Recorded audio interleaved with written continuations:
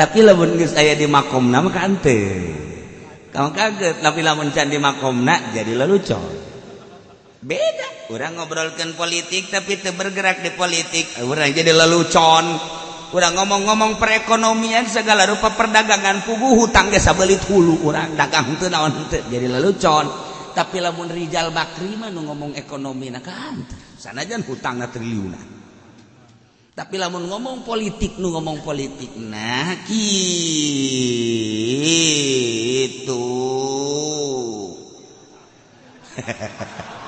aing embung ngomongkeun Jokowi maksudna embung habis berpolitik kos nu teu berpolitik pan nya mah kos kitu nah ahli politik ngomongkeun atuh emang dunia na kanteu jelema ngobrolkeun nahu aju babacaan napas nyana nyaritakeun jurumia nyaritakeun alfiyah tapi babacaan napas kanteur pas ka budak teh ngomongkeun kapanggih jeung mubtada pasti rofa kapanggih jeung khobar pasti rofa kapanggih jeung maf'ul bi pasti nasab kapanggih jeung tamyiz pasti nasab sebab marfuat jeung mansubatna jeung majrurna geus diaji pas praktek baca pas ngomongkeun alfiyah pas ka budak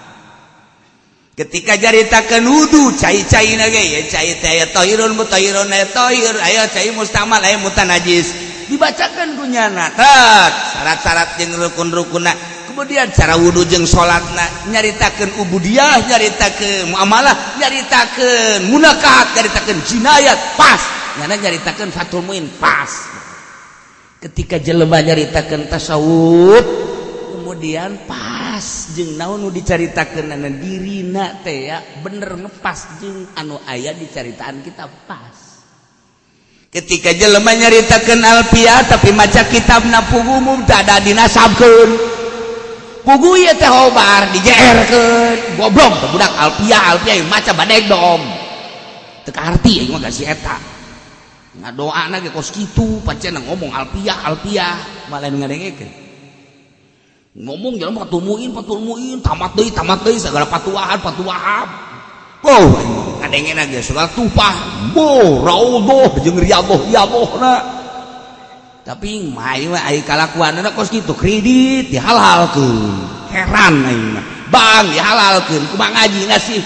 teu percaya aing mah si eta jago pikir teu percaya sebab naon teu teh loba nu salah segala PJES teh naon tuh siapa aja nyaho burung aing mancing sia sebenarnya mah tuh ayo sia anu warung di yayasan teh naon ngaranna warung tuh siapa boga meureun koperasi segala naon ayo dah eta manya pikir kos kitu kebelah ditu nama kelas-kelas gede jualan saham bursa efek dan lain sebagainya meuki teu kaharti bae kan jual saham tepan bisa dijual saham perusahaan anu bukti duit nama teh nyaho jual beli saham nama 1 triliun pi buktiin duit nama wallahu alam tamangan ngomong doang dijual ke orang sahapan teu mulai geus urang ngagibeg geus di dieu cerita tentang bursa efek urang keur caritakeun bursa ieu teh jual beli uang kurus ya bertumpu kepada dolar satungtung orang hirup make dolar bae berarti orang ninggalkeun dunia Islam lain dolar tapi dinar jeung dirham lantaran nilaina hiji nilai jual dua nilai dinar jeung dirhamna urang boga duit dikapase ojol-ojolan kemudian kuari bisa pakai jualan ku urang bisa dijual duitna dinar jeung dirham aya duit biasa jeung moal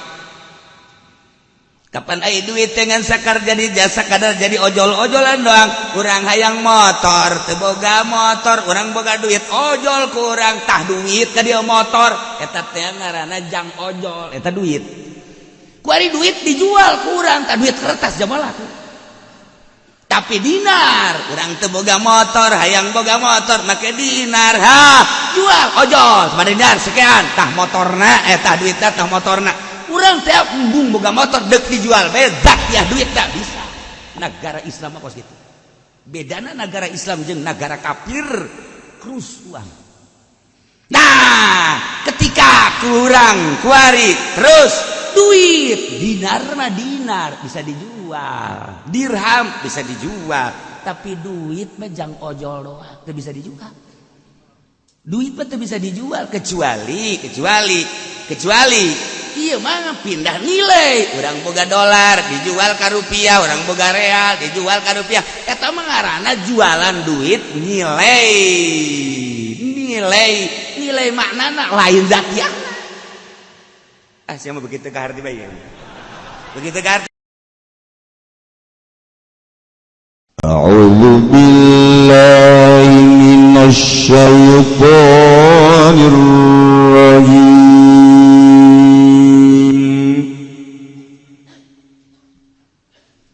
Bismillahirrahmanirrahim.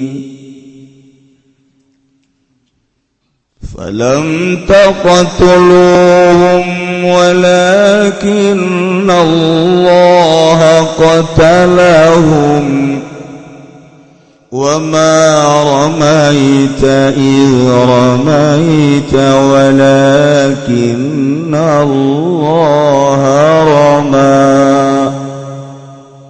وليبلي المؤمنين منه بلاء حسنا إن الله سميع عليم والله أعلم بمرضه فلم تقتلوا maka orang mata ini sirakabahum ing kufar bi badarin dalam badar biquatikum kalawan kekuatan sirakabah walakin Allah lan tetapi nisab Allah iku mata ini Allah min kufar bin nasrihi iyakum kalawan nulunganane Allah iyakum ing sirakabah maramaitalan orang ngabalang sirah Muhammad ya Muhammad wa Muhammad ayunal qauming pirang-pirang mata kaum idramaita waktu ngabalang sirah Muhammad bil haswa kalawan kerikilian lakuf liana kafan minal haswa la yamlau ayunal jaisil katir nasatuhu lesa genggam kang tetap saking kerikiliku orang ngebekia kafan uyunal jaisil kathir ing pirang-pirang mata tentara kang ake biromyati basyarin kalawan balagan manusia walakin Allah alam tetapi nazaba Allah rama iku ngabalang ya Allah bi'isa lidzalika ilaih kalawan nepungakeun mangkono haso ilaihi maring jaisil katir fa'ala dzalika migawe Allah ing mangkono ramyul yuqiral kafirin adrepon yen tamaksa ngalahakeun ya Allah ing wong kang kafir kabeh lan derepon yen ta menangkeun ya Allah al mukminina ing wong kang mukmin kabeh minus saking ibla balaan hasanah kalawan pawewe Allah tegese pawewe kang beci kuel goni maute ya Allah iku jarah izatuhum Allah samiun iku kang maha ngarung li aqwalihim kade pirang-pirang ucapanna salimun tur iku kang maha uning bi awalihim kalawan pirang-pirang tinggahe nasatawa mukminin mangga dzalikum wa anna Allah muhinu kaidil kafirin Allahu a'lamu bimbaradi dzalikum wa mangkono el ibla tegese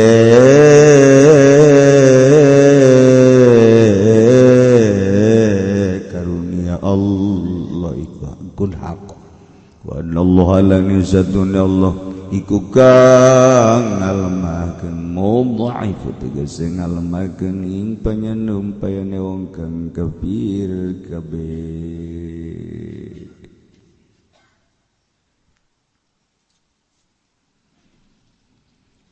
Setelah mukminin ngamenangkeun peperangan Badar nu padahal sangat tidak seimbang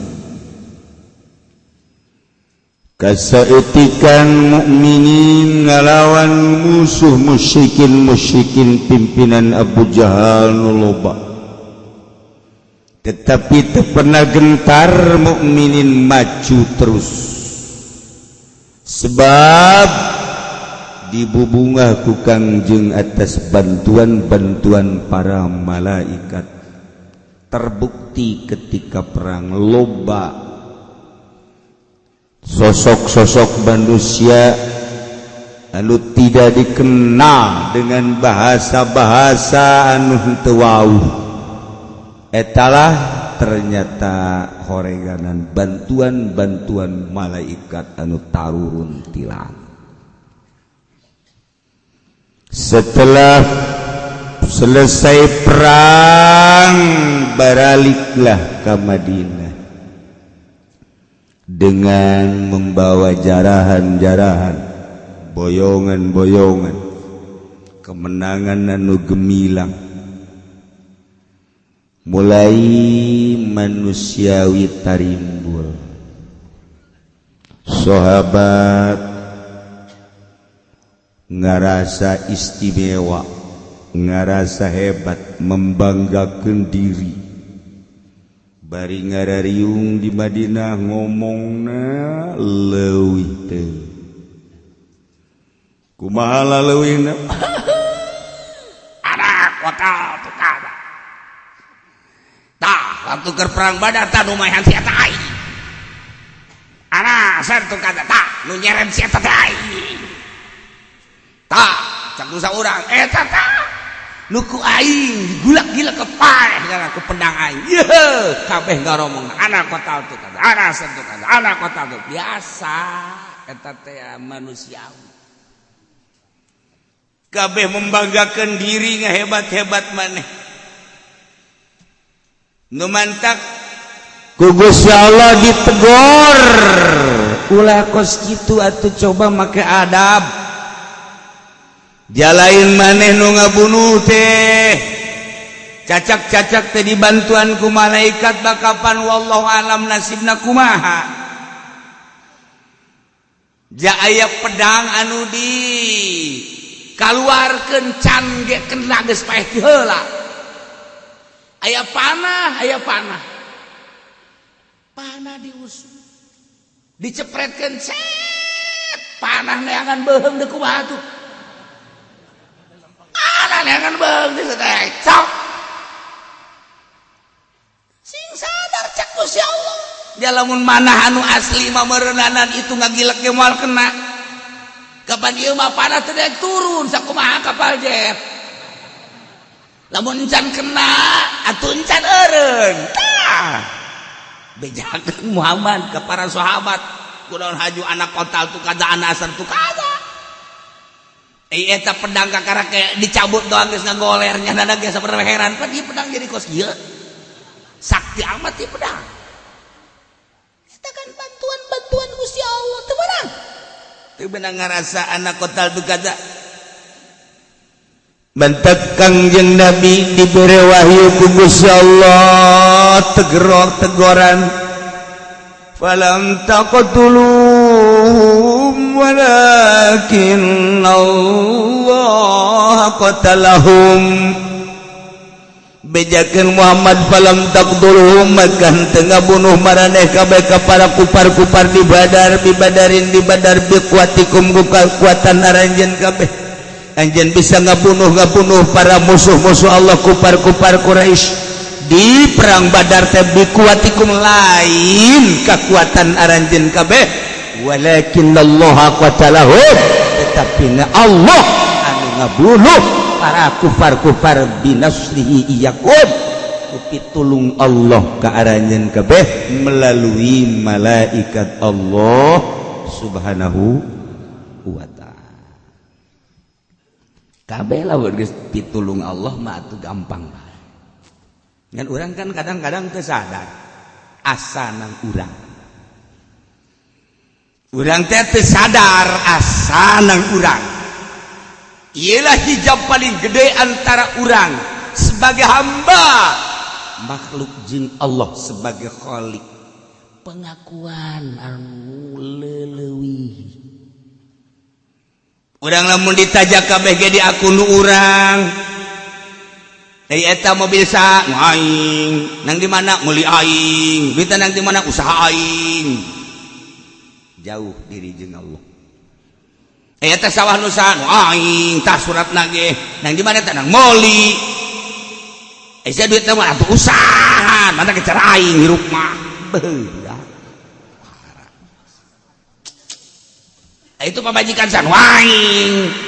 Itu nu hiji, itu nu kadua, itu nu katilu, itu nu kaopat. Aing mun meunang mah 5 genep ge endeup. Ba geus, loba omong sia. Dan aing teh bakal geus boleh diganggu. Masyaallah karim. Eta pabrik san aing. Awas. Pengakuan-pengakuan eta lah anu jadi tabir antara urang jeung Allah. Eta baju san aing. Eta motor san aing. Eta imah san aing. Paeh bawa ku sia tah. Imah sia tah bawa ka kuburan. Cenah nu sia, sawah sia, imah sia, mobil sia, pamajikan sia dedet-dedetkeun teh ilukeun ka kuburan. Cenah nu sia. Mulai jah heuh jah. Di mana nu aing sia, awas. Pengakuan etalah anu ngajauhkeun diri urang ka Gusti Allah. Wa ma ramaita idh ramaita walakinna Allah rama. Wa ma ramaita henteu ngabalangkeun anjeun ya Muhammad wahai Muhammad ayunal qaum kana mata-mata kaum idh ramaita waktu anjeun ngabalang bil hasa kana kerikil-kerikil. Walakin Allah rama, tetapi nu ngabalangkeun mah Gusti Allah. Ketika perang Hudhud di perang Badar, Kangjeng Nabi langsung ngadoa ka Gusti Allah. Allahumma ya Allah, mawa'ata mana janji Gusti. Dek bare bantuan teh mana janji Gusti. Mohon Gusti Allah ngadoa Kangjeng Nabi ngadoa ka Gusti Allah. Torojol malaikat Jibril dek Muhammad janji Gusti bakal dicomponan. Kumaha? Ya cekel. Malaikat Jibril ngarau pasir. Cekel. Balangkeun ku Kangjeng Nabi. Sakumaha balangan Kangjeng Nabi jeung sakumaha lobanangan sajangkeum pasir kerikil. Jelema mangka aya 1000 tapi eta jelema nu 1000 teh ku balangan pasir Kangjeng Nabi sacanggeum kunaon kena kabeh matana. Oh nu tagigisi ka urang. Perang sakitu campuna dimulai. Muslimin mukminin geus siap nyerang. Ai kafir elan gigisik teh kumaha teu menangna urang. Hayu coba gigisik bae urang. Teu kaburu nyekel panah, teu kaburu nyekel pedang. Atuh gigisik teh kumaha atuh? Neuleuk ka dieu ese kunaon? Aing ge kana dieu cenah. Aing ge sarua aja cenah. Lain perang ngobrolkeun gigisik tolol teh coba. Jelema 1000 diberengan sacanggeum doang dibalangkeun ku Kangjeng Nabi tapi kena kabeh. Pikir Muhammad apa nang maneh lain. Wa ma ramaita teu ngabalang anjeun ya Muhammad ayunal qaum ka mata-mata musyrikin idh ramaita waktu anjeun ngabalangkeun bil hasa kana kerikil-kerikil pasir-pasir. Walakin Allah rama, tapi Allah anu ngabalang lantaran li anak kapan minal hasalayam la uyun al jaisil kathir sapira sacanggeum dibalangkeun ku anjeun jelema 1000 kekuatan canggeban manusia sabaraha sih tetapi jelema 1000 gigisi kabeh lain anjeun. Walakin Allah rama, Demantak ieu kan nyaritakeun hakikat lamun tauhid urang geus luhur geus datang kana tauhid hakikat horenganan pagawean-pagawean urang teh horeng nang Gusti Allah. Urangna didamel ku Gusti Allah beserta pagawean-pagaweanana. Wallahu khalaqakum wa ma ta'malun. Allah ngadamel ka aranjeun kabeh jeung pagawean-pagawean anjeun. Urangna didamel ku Gusti Allah, pagaweanna ge didamel ku Gusti Allah. Hakikatna mah saperti kos kitu. Urang teh eueuh ka aya nu ngayakeunana Allah, urang didamel ku Gusti Allah. Sanggeusna aya kuari robah urang pagawean ngaranna robah kiceup, peureup, robah denge, ngadenge jeung henteu. Robah diri urang, robah jeung cicingna nangtung diuk jeung cicingna, diuk jeung ngedengna kabeh lainna urang nang Allah. Dina Al-Qur'an dijelaskeun, wallahu khalaqakum wa ma ta'malun. Allah nu nyieun urang jeung pagawean. Ketika diaku hijab, ialah didukung ku ayat ieu. Muhammad wa ma ramaita iz ramaita, anjeun teu bisa ngabalangkeun ketika anjeun ngabalangkeun. Horenganan lu ngabalangkeun mah lain anjeun, walakin Allah rama, Allah nu ngabalangkeun mah. Urang teu daya teu upaya mantap Kangjeng Nabi mere ka urang la haula wala quwata illa billahil aliyyil. La haula teu boga daya, wala quwata teu boga kakuatan, daya jeung kekuatan nu Allah. Ketika ku urang diaku, ialah hijab antara urang jeung Allah. Makin diakuna loba ku urang makin jauh urang jeung Gusti Allah.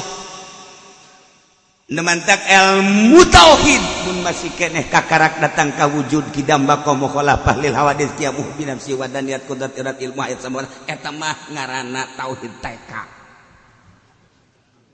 TK teh mah geus kitu. Makan di hadapan TK faud. Tauhid paud. Kobo lamun haju urang magahan tauhid tapi horenganan urang hayang sugih ku sebab magahan tauhid.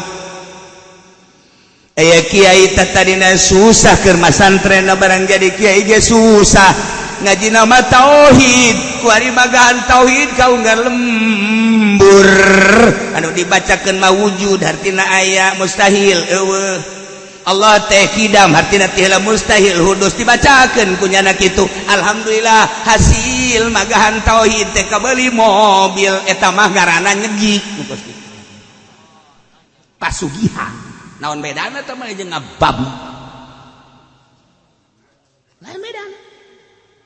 Ai itu mah ngababi nyegik ngaranna ngabedul. Sugih we ari ieu mah make ilmu tauhid jadi sugih. Lamun diniatan pasugihan. Kumaha cenah kiai henteu niat dia mah sugih tuh salah. Lamun nyahoan ngan sia jeung Allah. Sia bener henteu niat pasugihanan. Alhamdulillah cak ifodali keur memeh ceramah mah teu boga mobil barang geus ceramah mah beuh mobil salin ganti. Eta ngaranna ceramah pasugihan.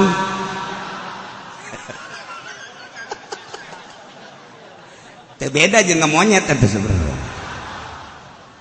Lamun niatna pasugihan kumaha lamun teu tapi sugih atuh sabodonya anak urusan nyana tam ayalah setik niat setik mah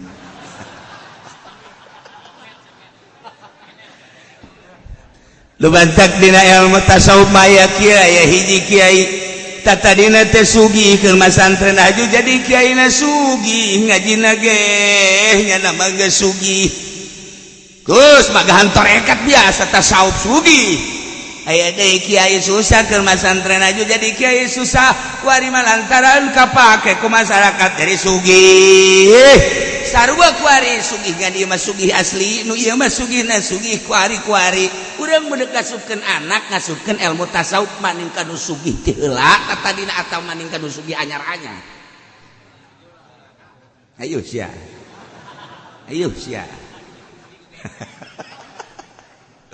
Cek Kiai Hasan Basori maning kanu sugih ti heula sebabnya nama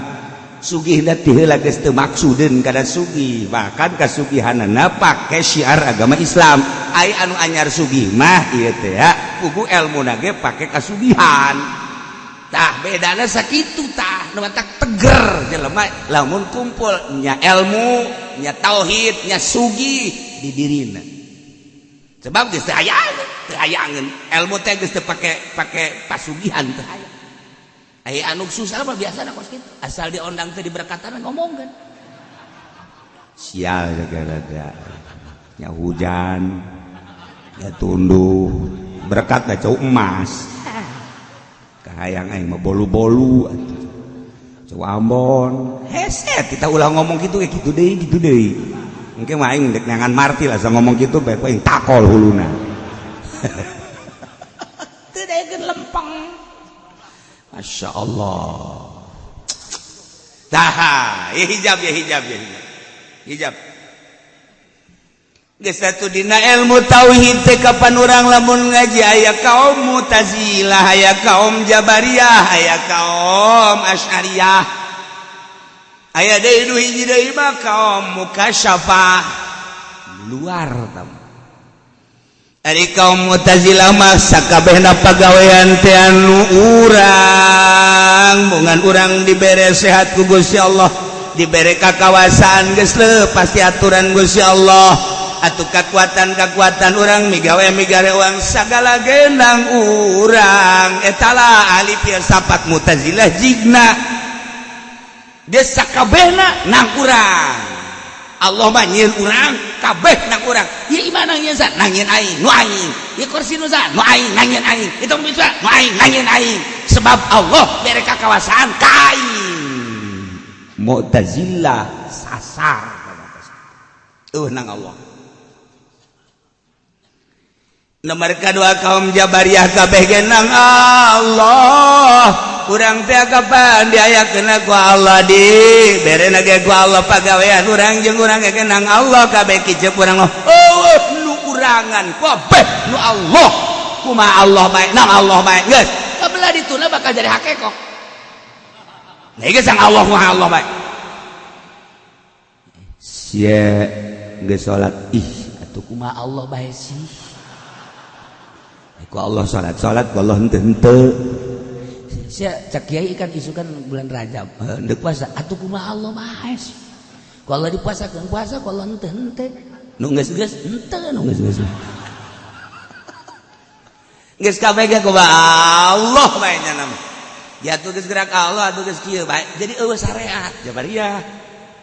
eueuh syariat kana mah geus ma Allah bae kajian hukum mah ge sagala rupa kumaha Allah bae hakekok sama kos kitu mah Jabariyah sasar dua naraga neraka. Entak lamun teu ngaji tauhid cilaka. Nah, kaum Asy'ariyah ye ku ari urang sagala rupana nang Allah tapi Kangjeng Nabi diutus ditah ngembangkeun syariat ikhtiar mah di urang geus ikhtiar eta jang nempelkeun ganjaran jeung siksa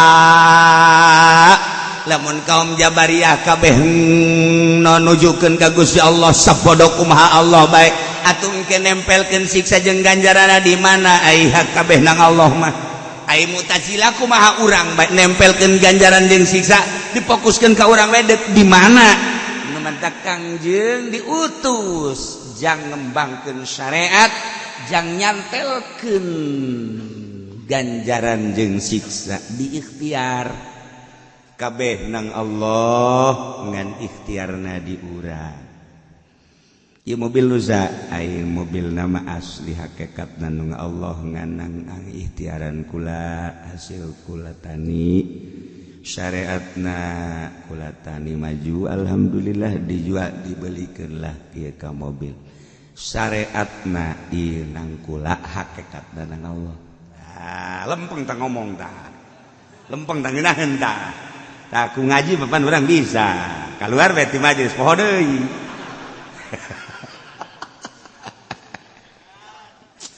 Kadang-kadang kan geunah kayak gitu.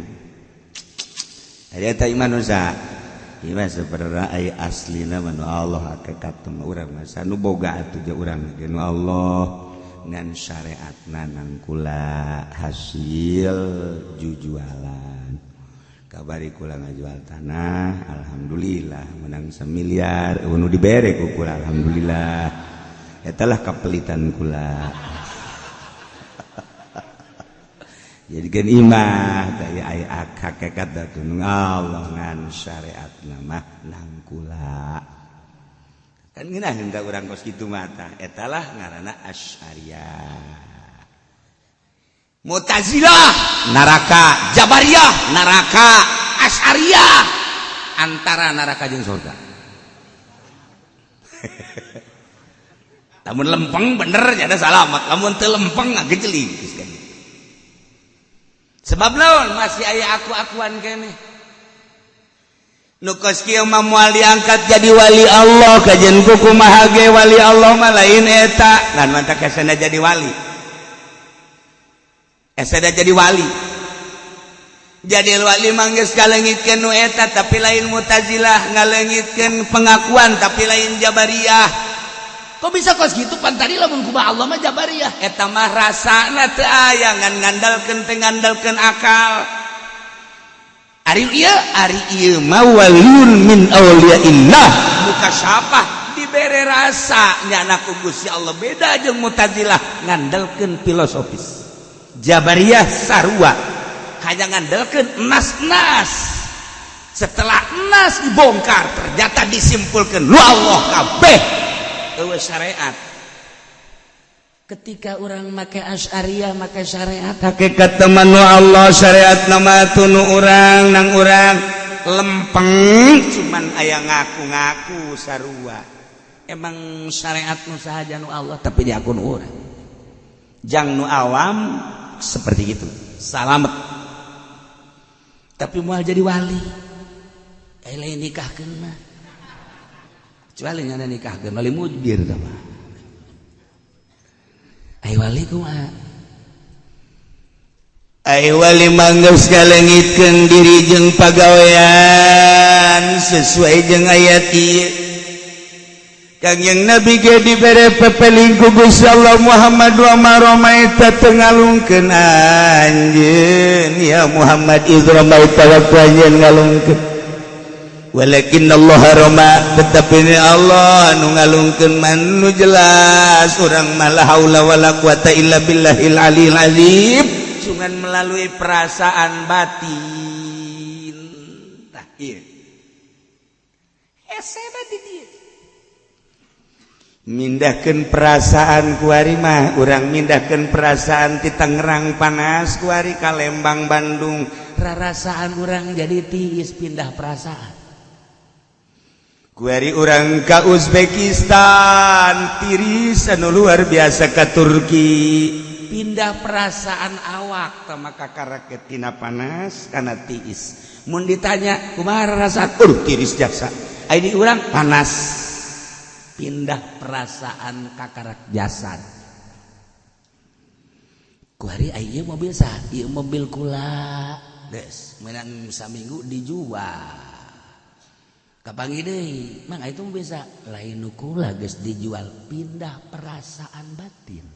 nu tadina di aku ku urang ku hari geus dijual teu di aku ieu tanah nu saha nu kula menang sabulan diwakafkeun ka masjid tanya deui menang 2 bulan eta tarasa geus diwakafkeun menjadi nu Allah pindah perasaan geus lain nu urang nu pambloon-bloon mah mobil geus dijual di aku keneh tanah geus diwakafkeun di aku keneh dijual deui pamustungan tah jelema kos itu ngaku nu batur di aku nu sorangan tah ku ari mah urang teh boga guru suluk ngaranna hayang pindah perasaan orang kicep kudu boga perasaan dikicepkeun ku Allah denge boga perasaan didengekeun ku Allah lempang boga rasa lain urang nu lempang teh orenganan dilempangkeun ku Allah hayang model kos kitu kumaha sih ngahaja bae ku urang kitu mah bisa ai lain dimurad mah ku Gusti Allah melalui toriko Iyalah dek lempengkeun ayat wa ma romaita supaya pindah perasaan. Jalain Kanjeng Muhammad nu ngabalangkeun pan zahirna mah Kanjeng. Brat horeng hakikat nama Allah. Ulah di aku maneh sarua jeung kitu. Muhammad gerak maneh lain nu maneh nu aing. Muhammad ngalungkeun maneh lain nu maneh nu aing. Ulah di aku ku maneh. Ai Kanjeng mah geus langsung surti. Mohon Gusti. Sebab geus aya di hakikat. Urang ku ari hayang pindah perasaan urang. Kudu boga guru heula ngaji heula mimiti ngaji awal wajibin alal insan marifatul ilah bistiqon kudu ngaji heula tauhid wujud kidam bako beres eta kabeh nu wajibna sabaraha nu mustahilna sabaraha kemudian nu jaizna sabaraha nu wajib ka Kangjeng sabaraha nu mustahil ka Kangjeng sabaraha nu jaiz di Kangjeng sabaraha kemudian atau ayeuna mah dibagi ieu teh aya sifat nafsiyah aya sifat salabiyah aya sifat maniyah aya sifat manawiyah eta teh geus kudu molotok saenggeusna molotok kuari mulai belajar zahirna mah ngan zikir doang la ilaha illallah teu aya pangeran nu wajib disembah angin Allah naik eueuh nu dimaksud iwati Gusti Allah kulantaran geus kos kitu maksudna ngan ka Allah doang wayahna laranganana hiji serahkeun diri ka Gusti Allah tawakal tu Allah dua ulah toma haram toma ulah ngarep-ngarep dibere sama sekali ulah ngarep-ngarep dibere urang norekat taju boga harapan dihayang dibere moal naik-naik datang ke kiamat ulah hayang dibere toma nomor kaduana ulah ngadahar duit ti pamarentah haram bagi ahli torekat jelema anu norekat taju gadahar duit ti pamarentah datang ka digejeburkan ka sumur pareum moal beres moal komo jeung proposal emang haram ulah nyaritakeun haram norekat teh. Ieu keur carita norekat. Deuk dimurdikeun ruh urang diaslikeun sakumaha asli. Guys, masih kene loba sejen. Lantaran ieu penyakit-penyakit batin teh ambalayah di antara mah asal kuat eta baheula tawakal tu Allah. Ulah ngarep-ngarep dibere. Nomor katiluna ulah ngadahar duit ti pamarentah sakitu ge bakal maju. Sakit itu behela mulayan kurang tambahan tafakur esina tafakur sesuai dengan anjuran guru ulah yang dibere urang ngarep-ngarep dibere geus bae tawakal tu Allah duit ti pamarentah ulah sok dileg-legan sakumaha orae koros eta beteng teh percis kos pariuk banyak ahli torekat betengna jadi pariuk naon bae asup ka manehanana ongkoh norekat bu nyaritakeun guru mah aing belajar torekat di kiai anu duit ti pamarentah dibebas-bebaskeun teu jadi moal beres moal sinaran ka jeung buku mah torekat tinggal torekat neuluh mah terus hasud terus dek micenan hasud wari belajar ti guruna lantaran geus asup kana torekat bid'ah non beat ngaranna kade dek nunggalkeun Gusti Allah wahdaniyat teh fi zat wahdaniyat fi sifat wahdaniyat fil asma wahdaniyat fil af'al sifat tunggal Gusti Allah teh di zat nangan moal kaharti zat Gusti Allah kawahdaniatanana lamun teu kaharti dina asmana moal kaharti wadaniat asma Allah lamun teu kaharti dina sifatna moal kaharti wadaniat Gusti Allah lamun teu kaharti dina af'alna geus kudu belajar heula kuari mah tunggal af'al tunggal sifat tunggal asma bakal kaharti tunggal zatna dek ngabongkar eta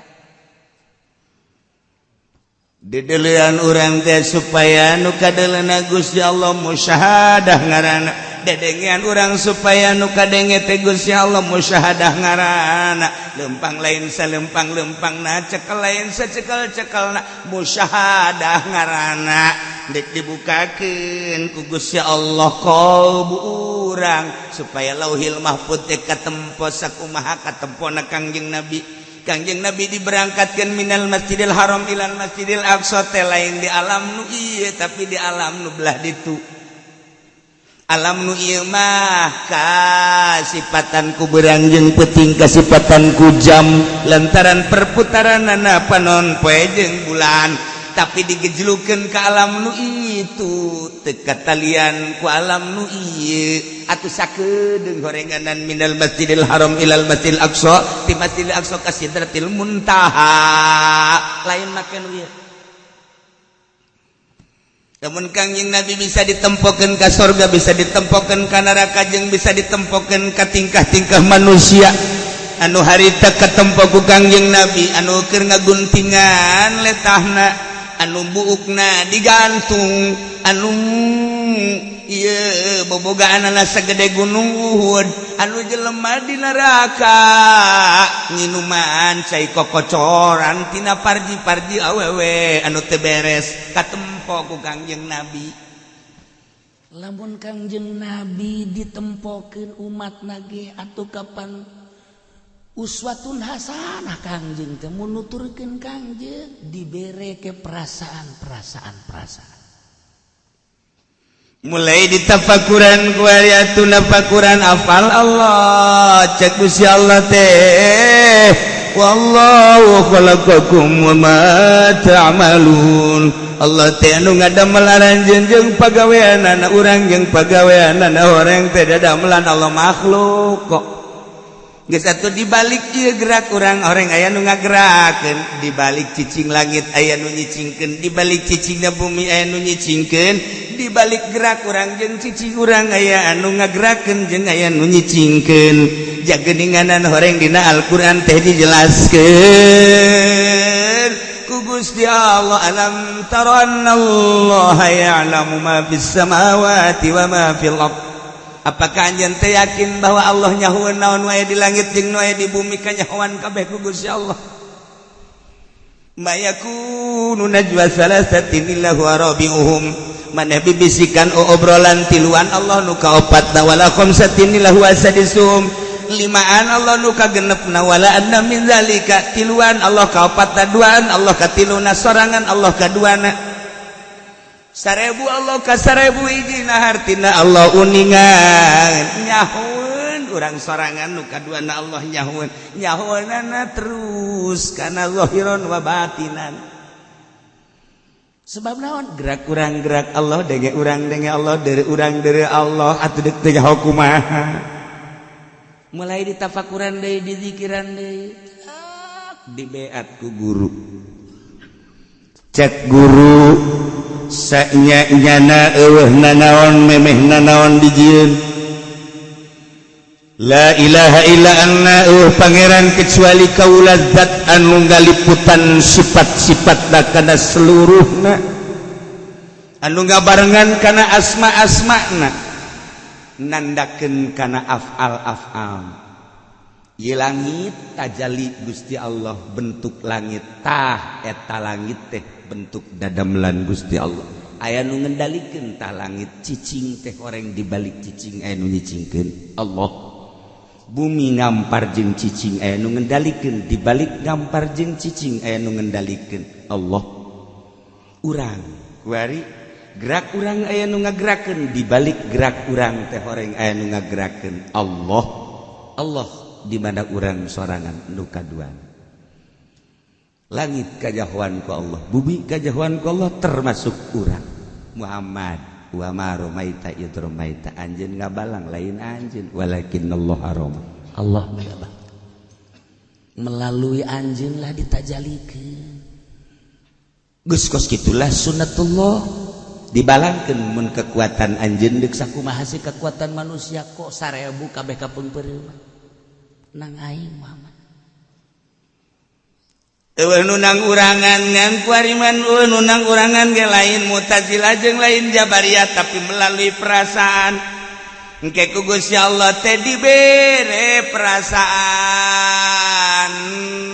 perem urang teh sanggeta perem kurang dirasa-rasakeun sok ieu makan ilmu tekad lain ilmu ucap geretekeun di jero hate tekadkeun di jero hate mun mata benta deuleu ku mata satungtung deuleu anjeun kertekeun di jero hate horeng nu aya ieu adalah dadamelan Allah anjeun jeung dadamelanana ieu adalah milik Allah ditafakuran ku urang terus we tafakur ulah di aku ari eta maneh lempang saha lamun masih kere di aku nu urang can jadi wali ai maneh eta ngadenge nu bisa ngadenge saha mun di aku cili urang nu ngadenge urang lain wali lamun eta urang neuleu aju kicep deuleu urang masih keneh di aku kadeuleu ku urang lain wali manggeus boga perasaan ketika benta dibentakeun ku Allah ketika peureum dipeureumkeun ku Allah ketika boga rasa dege ieu nu ngadengekeun teh lain urang Allah lempang boga rasa lain urang nu lempang Allah. Masya Allah ketika orang geus boga perasaan kos kitu atuh ieu teh eueuhna naonan ja hakikat nama alam teh adamun mahdun tata dina langit eueuh ku ari aya bumi eueuh ku ari aya urang eueuh ku ari aya engke ge eueuh deui langit bakal eueuh bumi bakal eueuh urang bakal eueuh berarti ieu ayana bainal adamain antara dua eueuh tadi eueuh ku ari aya engke eueuh deui atuh nu aya antara dua eueuh mah eueuh hakikatna mah nu aya mah nu nyieuna ku ari urang kabombroy kuno aya kabita kuno aya hijab kunaon atuh urang makhluk resep kana makhluk lain resep kana khaliq terus bete eureun urang ngagugulung makhluk bae dagang ngagugulung dagang bae tani ngagugulung pertanian bae usaha ngagugulung usaha bae sanajan ngaji ge sanajan ngaji ngagugulung kos kitu bae eta teh hijab antara urang jeung Allah masih kena di aku mah dunia aya lain wali ambo cenah kiai hese amat lamun jadi wali babari kebo jadi wali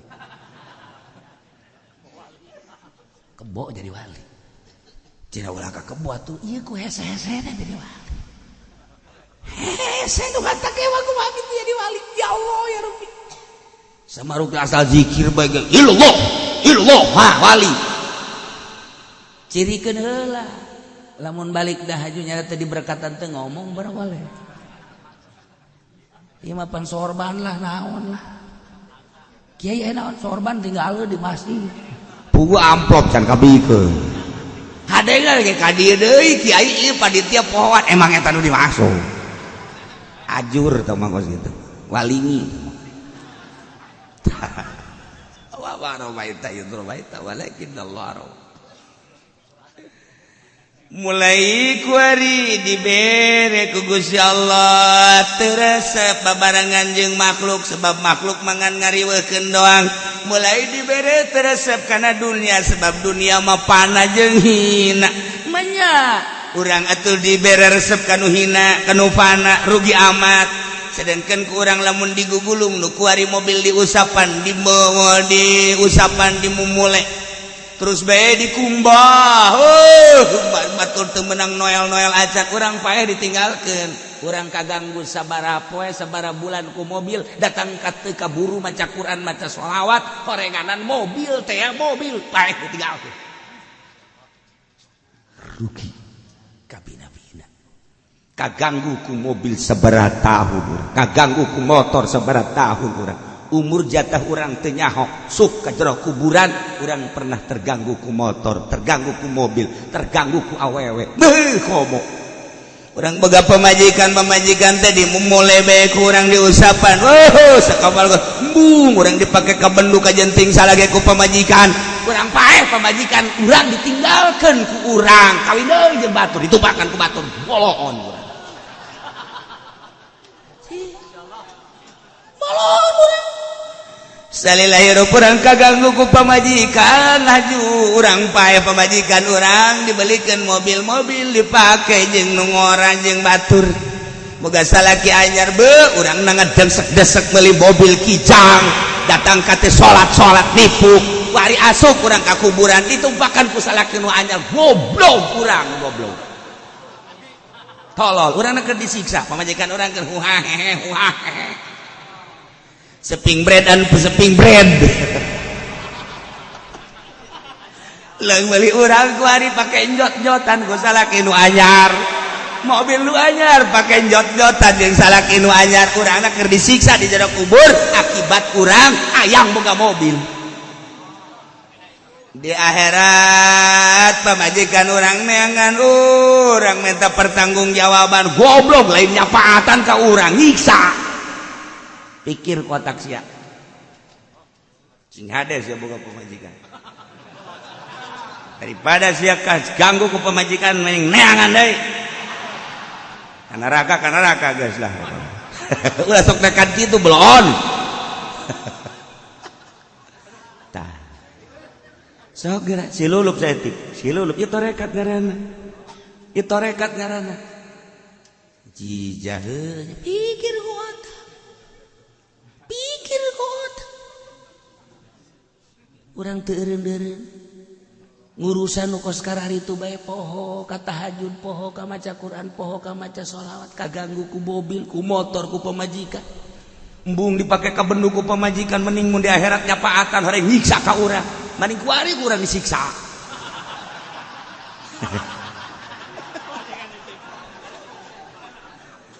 deres saya boga pamajikan ngadukung ka urang maka kula mandek ngahidmat bae ka kakak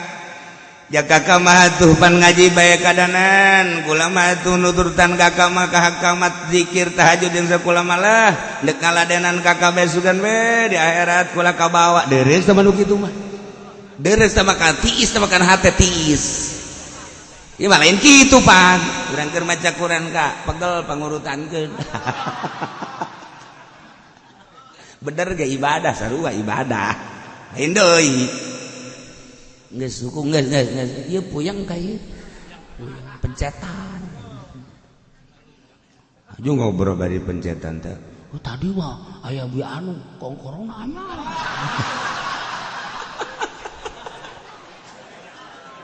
potonganna anyar deui sakena meulina di mana cek urang teh meulina di toko anu aya keneh aya ka cek teu jauh ngobrol ti kongkorong gelas teu kieu ka kula hayang bisa tahajud cara kakak mah kadeulina osok tahajud bae kula bere atuh jampena ka supaya kula tahajud cadu datang ka anu ngomong kos kitu bae ge monyet jang-jangan kajen gua kula ge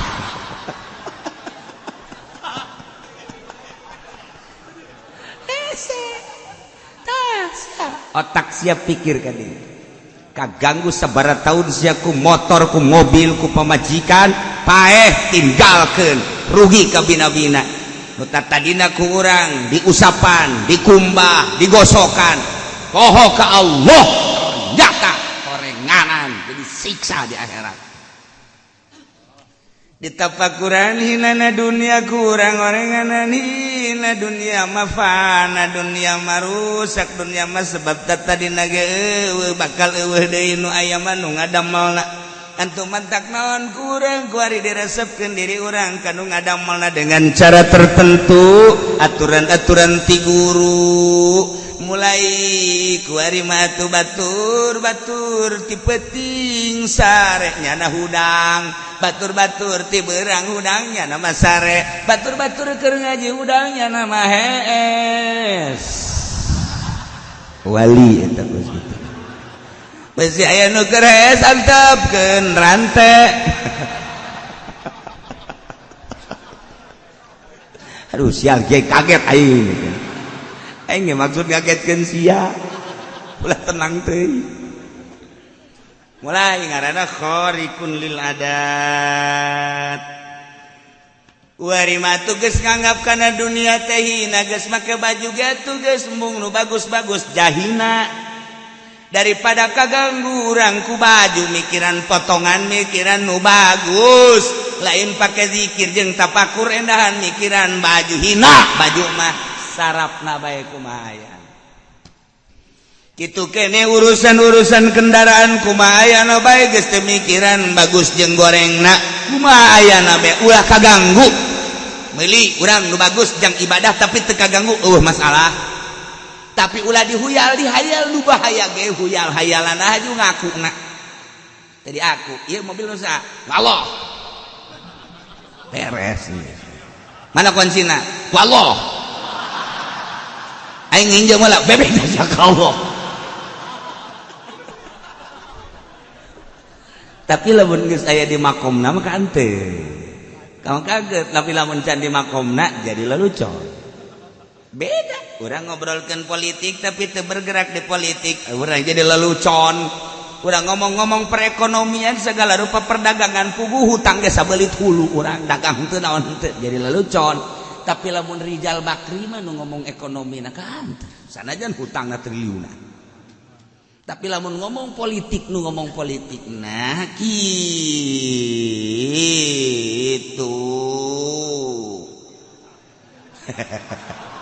aing embung ngomongkeun Jokowi maksudna embung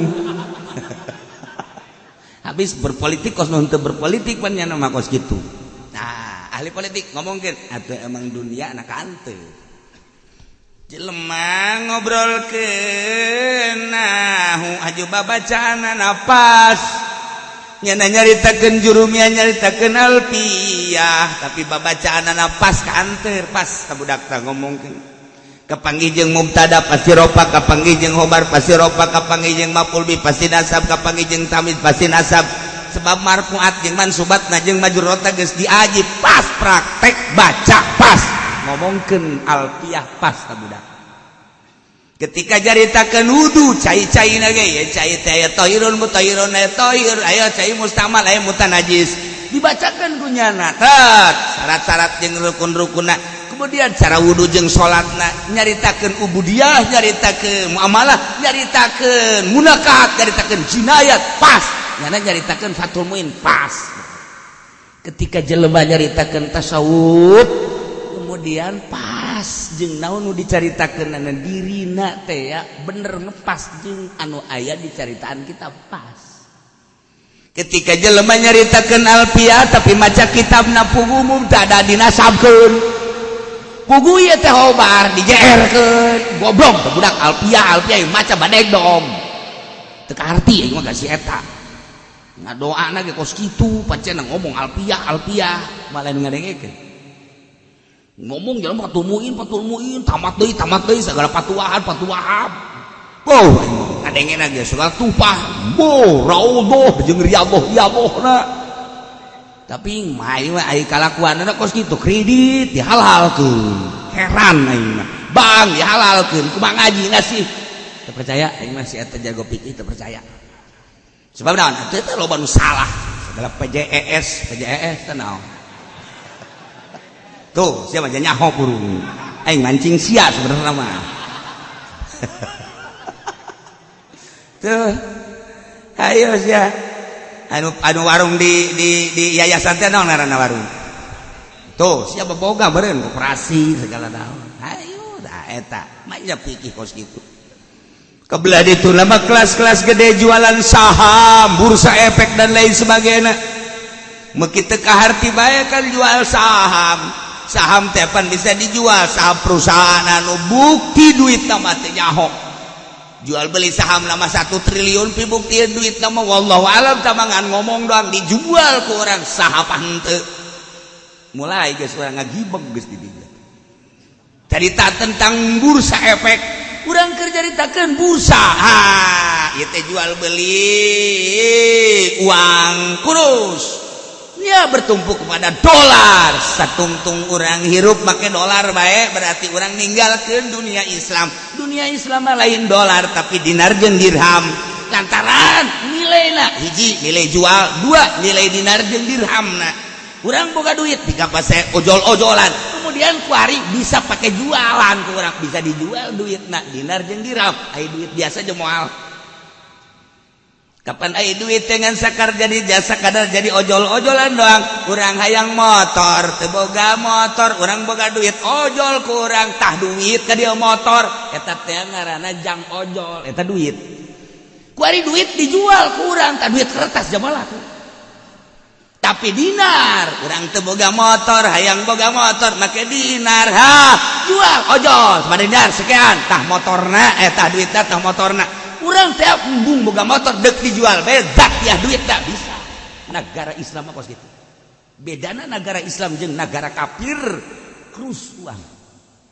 nah ketika kurang kuari terus duit dinar mah dinar bisa dijual dirham bisa dijual tapi duit mah jang ojol doang teu bisa dijual duit mah teu bisa dijual kecuali iya mah pindah nilai urang boga dolar dijual ka rupiah urang boga real dijual ka rupiah eta mah ngaranna jualan duit nilai maknana lain zatiana sia mah begitu ka harti bae begitu ka harti ya ngapang-ngapangan ya dek jadi wali mah kos dia ya teu harti kan tah kulantaran ieu nilai teh jual kan sakadar nilai jual doang geus teu meunang dua fakta ieu motor ieu duit nilaina nilai jual doang tah duitna ieu motorna terima beli terima jual beres kuari mah ieu duit diteundeun di bank dipake henteu dijual belikeun teu diteundeun asal sabulan dicokot aina ieu kok duit bisa anak sataya aslina jual aslina nilai ojol duit mah ditunda teu bisa anakan kok ditunda di bank bisa anakan riba ngaran lompat ka mamana ge riba deposito riba ada duit ya kurang di bank kok anakan riba sia sebab ieu mah jang nilai jual goblok sia tolol sia bolon sia ku teu harti amat sih ieu mah jang nilai jual nilai ojol kok disimpen si hayang untung dibabuk sia ku aing Nggak, bartur kieu mah boro-boro dek jadi wali orek ada duit deposito ge beuki aing mah maksudna kadinya. Boro-boro si hayang jadi wali saham ge dijual belikeun keneh boro-boro jadi wali sia mah horenganan kadinya ge can paham moal jadi wali. Moal jadi wali sia kos kitu mah sebab naon loba aturan-aturan syariat anu pasti kadeh dirumpak. Kudu pinter jadi wali mah. Nah, geus hayang. Teu hayang boro-boro duit ti pamarentah kuari mah nu lain ti pamarentah ge geus teu hayang kuari mah sebab eta mah barang hina kitu keneh bangsa perkara-perkara dunia dipake ka hayang mulaian ngadoa ka Gusti Allah ya Allah ya Rabbi bere abdi ulah hayang kana dunia paksa kurang ka Gusti Allah Gusti maha ngahampura Gusti maha mere bere abdi ulah resep abdi kana dunia ira Gusti deuk bere ka abdi ulah resep dunia kok encan keneh bae sih tantangan Gusti Allah. Ieu mah wiridan ya goniu cenah hayang jadi wali ya goniu. Agnini. Isukna aing norekat sebenarnya mah. Babuk, habak. Jauh bajin-jin. Haha. Idek jaritakeun wa maromaita iz romaita walakin Allah haroma angel keneh kakarak endek doa ngaranna tarapan suluk mulai kuari kade horenganan nu wujud bainal adamain adamun mahdun eueuh hiji nomor kadua ulah kaganggu ku nu eueuh dibalik nu eueuh horeng aya nu ngendalikeun ka nu eueuh ialah Allah sok tujukeun hate anjeun ka Allah ketika urang hese bae zikiran jeung tafakuran mulayan gara-gara ulah kabita ulah hayang dibere tawakkaltu Allah Allah kenu bakal mere 1 tahun 2 tahun 3 tahun nyai-nyayana teh urang teh mulai ndek jaritakeun hiji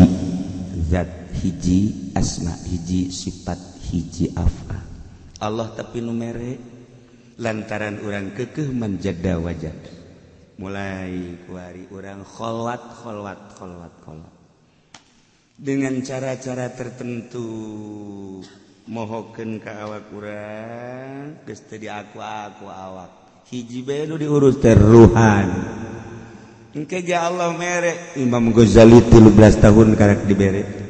Imam Syafi'i 3 ka 4 karek dibere Syekh Abdul Qadir Jailani 3 tahun ka 8 bahkan istimewa nama dibere mulai rohna nyai-nyayan bisa neuleuh ka Gusti Allah dimimitian ku neuleuh Baitullah bentak nu ka deuleuh Baitullah masyaallah keur tegah teh hayang neuleuh Baitullah ka deuleuh urang mah hayang neuleuh Baitullah nu ka deuleuh susu embade urang ge bingung aing hayang neuleuh Baitullah nu ka deuleuh susu kayak kiai konsepna kumaha konsepna teh hiji cek Gusti Allah hadis qudsi ana inda zonni abdi bi kaula mah kumaha sangkaan hamba kaula ka kaula lamun sangkaan hamba aing deket lamun sangkaan aing jauh lamun nyana nyangka bahwa ieu dunia aya lamun nyangka nyana dunia ieu eueuh kumaha urang nu mantak urang ka Gusti Allah mah diserahkeun ka Gusti ka urang kumaha sangkaan urang wa ana ma'ahu kuring babarengan jeung eta hamba hina zakaroni waktune hamba inget ka kaula jadi tergantung kadeketan urang jeung Allah kumaha sangka urang ka Allah lamun urang boga sangka Allah aya Allah deket Allah bareng jeung urang tapi lain ngomong perasaan lain omong mah bisa bae sumpah sia awas Allah aya sia babarengan sia ayo aku lain sia nu aing eta sumpah pake ngakukeun dunia sia lain ieu mah perasaan engke dibere ku Allah eta mah hanya Allah nu mere ka walina ya Allah ya Rabbi ieu horenganan kaindahan masyaallah indah luar biasa hese nyaritakeunana kaindahanan waliman khafa maqama rabbih jannatan jelema nu sieun ka Allah aya di makomna bakal dibere surga 2 surga anu asli ke di akhirat tu bakal didatangan ku nyana nomor kedua surga di dunia kene ilmu ma'rifat leuwih indah tibatan surga anu asli ilmu ma'rifat leuwih indah tibatan surga sebabna makrifat mah wauh ka Allah surga mah nyaritakeun teh bidadari nyaritakeun teh apel jeruk segala rambutan dangdeur lah cenah di surga teh hayang dangdeur ge sanu nyaho urang rindu engke di surga hayang amat dangdeur aya teh gatet datang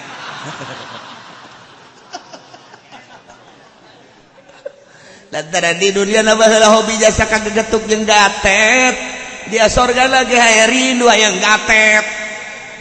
ada aya ge gatet dibawa ku bidadari teu pantes bidadari mau gatet cak bidadari ini makanan siapa makanan Haji Pendi iuyuhan bidadari ge ngomong iuyuhan udah cak bidadari ya kalau memang seneng gatet aja saya anterin ke neraka ya nailah kercarita kakarak tarap-tarap ya wa ma ramaita iz ramaita walakin Allah rama ndik supaya kaharti emang babari hese supaya ulah ngaku diri urang ka urang nu diaku nu nyieun urang iyalah dalilna wa ma ramaita iz ramaita walakin Allah rama engke dibere ku Allah tek perasaan wa Allah dalam dunia letik jeung hina diberi ku Allah mukasyafah hanya orang-orang tertentu lamun geus dibere muka syafah ku Gusti Allah ilmu marifat engke bakal teu kahalarti ku batu. Teu kaharti teh nu eueuh dibatur di nyana mah aya. Ayat-ayat anu dibatur eueuh urayana di nyana aya. Pikih-pikih nu dibatur eueuh di nyana aya sebab dibere marifat makan wauh jeung Allah laduni ilmu. Satungtung nyana hayang we terus we trek. Sakumaha nang nyomot trek. Satungtungnya dadaek kos itulah Allah bere ka hamba waliyubliyal mu'minin jeung Gusti Allah teh horenganan nu mantap ulah di aku Muhammad eta teh horeng dadamelan Gusti Allah tujuan Allah kitu teh liukhirul kafina dek ngelehkeun para kafirin ulah dideuleuh loba tapi dek dielehkeun mah ku Gusti Allah babari dengan bantuan Gusti Allah da lain maneh Muhammad anu boga pagawean teh aing waliyubliyal mu'minina jeung dek ngamenangkeun ka para mukminin dengan cara kemenangan anu gemilang nu bagus ya innallaha sayyana Gusti Allah samiun maha ngarungoli aqwalihim ka ucapan-ucapan para mukminin alimun biahwalihim atawa manusia kabeh uninga kana tingkah-tingkahna janyahoeun kerteg atuh Gusti Allah nu mantep sangkaan urang ka Gusti Allah dikajahokeun ku Allah dirinya lah makom urang zon urang ka Gusti Allah datang ka mana Allah nyaweun didinya lah makom urang ilmu ngan sakadar penghias lamun can dibere ilmu marifat kadang ilmu eta jadi takabur jago alat jago pikir jago usul pikir kadang bisa ngagesleun ka neraka ku takaburna ku ilmu can dibere ilmu marifat mah beda tapi lamun geus dibere ilmu marifat lain lamun di kalangan bangun kosong bodoh bae mun can ditanya can ngajawab pan ari untuk buka ilmu marifat mampu geus nangtangan bae mun cara pencam geus kikieuan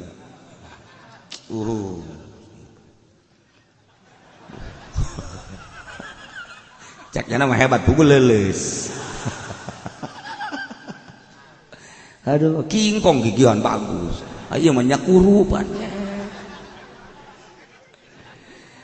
Zalikum wa anna Allah muhinu kaidil kafirin kurnia Allah eta kemenangan nu gemilang luar biasa terhadap mukminin dengan bantuan Gusti Allah rombongan-rombongan kafirin eleh sehingga diboyong alat perang manusia-manusia dijadikan ghanimah harta-harta dijadikan ghanimah kemenangan anu gemilang kos kitu lazalikum wa anallahu jeung sanyana Gusti Allah memang deuk ngalemahkeun kana rekayasa can lupaya para kafirin gampang bae sanajan kuantitas saeutik deuk dimenangkeun ku Gusti Allah gampang urusanna Allah ya anu ngalempar lain anjeun tapi Allah nu ngamenangkeun lain anjeun tapi Allah sadaya-daya kumaha urusan Allah saeutik jadi loba leutik jadi gede nu lemah jadi kuat urusan Allah ukuran eleh jadi menang urusan Allah nu mantak urang mah sakadar teori-teori doang tapi ketika deuk dimenangkeun ku Allah lain deuk mantak kieu ketika urang aduh sana aing moal kuat ieu urang ti peuting ye ku Allah dikuatkeun awak aing sebenarnya leutik ka teu dahar euy keur ieu mah keur dahar bae teu kuat pok keur dahar bae teu kuat barang teu dahar mah aing kuat nang Allah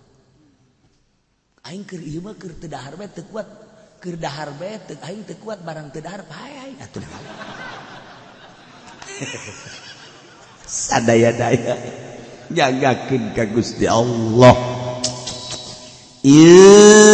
tastaftihu wallahu a'lam